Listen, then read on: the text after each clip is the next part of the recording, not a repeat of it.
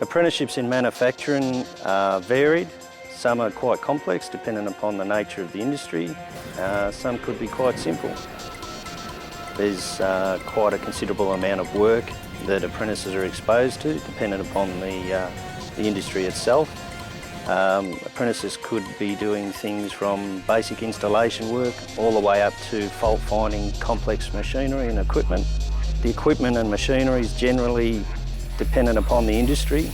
Some industries have quite a varied amount of equipment, some industries not. But those that succeed are those that like to get into fault finding, like to get into maybe research and development because we're always trying new things, you know, like to get into programming and things like that these days, you know. You need to enjoy the brainwork type, nutting out problems. When I was a kid, I used to love playing with my little remote control cars. Every time I play with it, the battery would die after 2 minutes. So I thought I'd try to figure out a way to make it longer so I can play for a longer period of time.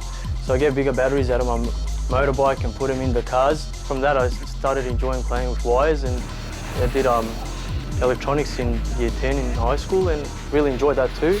We get young lads from schools these days where they come to us and work for a day, you know, and they work for a day every week for a period of time, and it allows them to see what we do as electricians, and I think that's a fantastic thing. So I did a work experience with a Sparky in domestic, but that was totally different to what this place is, and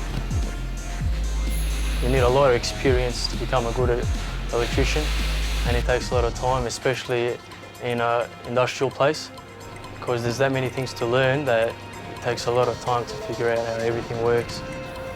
You do a lot of fault finding. When something goes wrong with a machine, you have to look at the drawing, see how it's all wired up, make sure you test everything and see if you can find the fault. Your skills, they always grow in this place, especially in industrial work. You've got a lot of PLCs you can work with, motors, robots, programming, everything. It's something that you wouldn't get outside, for example, when you're doing domestic work.